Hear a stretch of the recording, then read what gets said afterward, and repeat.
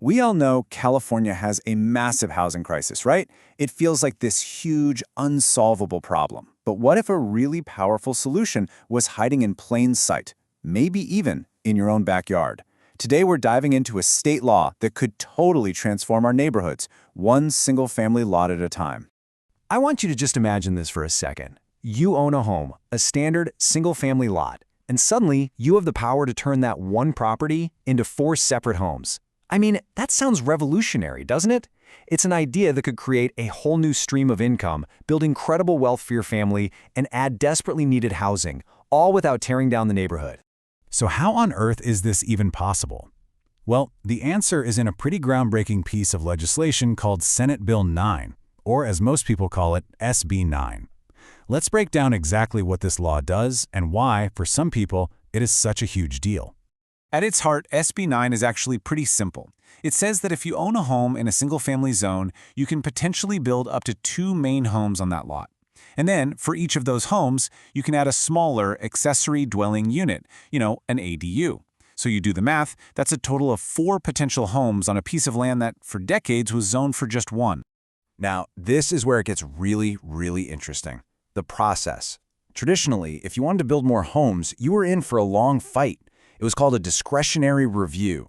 Think of it like a high-stakes job interview where you have to charm a local committee, you got to face angry neighbors at public hearings, and navigate all sorts of political drama. SB9 throws that out the window and replaces it with ministerial approval.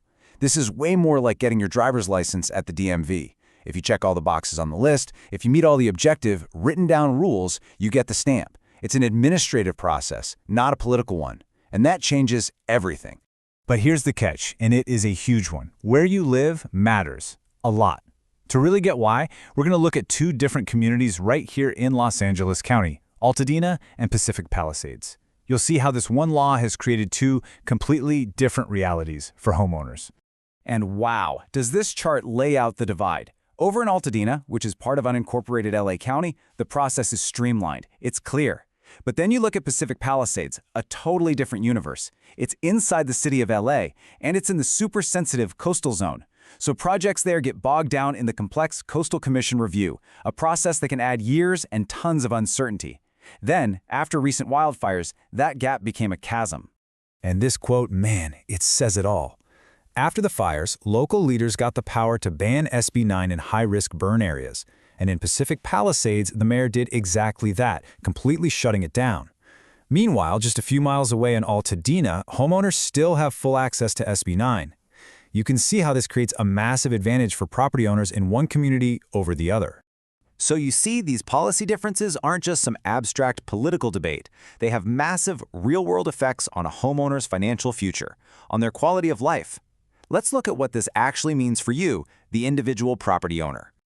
Okay. Let's just talk about the money, because the numbers here are pretty staggering. In a place like Altadena, brand new rental units can go for anywhere between, say, $2,800 and $4,500 a month. If you build out a full 4-unit property, you could be looking at up to $216,000 in rental income every single year. I mean, that's not just extra cash, that is a life-changing financial engine. And it's not just about the rental income.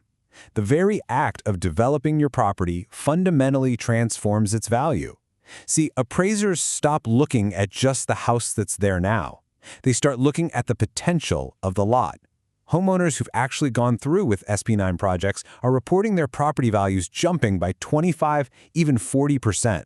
That is a huge leap in personal equity.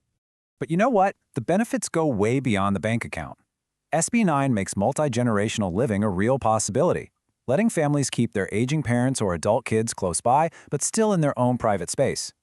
It helps older folks age in place, giving them a new income stream to rely on, and by adding homes inside existing neighborhoods, it's a much more sustainable way to grow, and it helps cut down on those killer commutes. Okay, so the potential is obviously huge, but how does it actually happen? How do you go from a lawn to a legacy? Let's walk through the actual playbook for an SB9 project in a place like Altadena, where the path is nice and clear. The whole thing is really broken down into 5 clear stages. First is the pre-application, where you just check to make sure your property is eligible. Easy enough. Next, you prep the application, getting surveys and plans drawn up. Then comes the key step, the county review. That's the 60 to 90-day ministerial process we talked about, the one without the political drama. Once you're approved there, it's on to standard building permits, and then finally construction. It's a clear roadmap, not some open-ended maze you can get lost in. And the timeline, this is where SB9 really flexes its muscles. A typical project can be done in about 16 months, sometimes as fast as 8. Now compare that to the 2, 3, maybe even more years it can take for a traditional project to get through all those public hearings and discretionary reviews. That kind of speed and predictability, it's a total game changer for homeowners. Of course, we have to be realistic. This isn't magic, and it isn't free. There are some very real costs involved. You might need to upgrade your electrical panel or your sewer lines. You'll probably have to add parking, and yep, your property taxes and your insurance costs are going to go up. A successful project means you have to plan for all these costs right from the very beginning.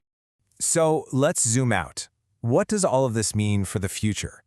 We've seen how one single law can create these dramatically different outcomes for people who live just a few miles apart. But what's the bigger trend here? What's the takeaway? Well, the key thing to understand is that the state of California seems really committed to this path. All the political momentum is behind policies that boost the housing supply using these kinds of streamlined objective approval processes. And that suggests SB9 isn't just a temporary fad.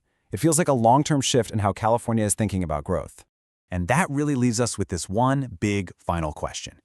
For generations, the single-family street has been the bedrock of the California dream.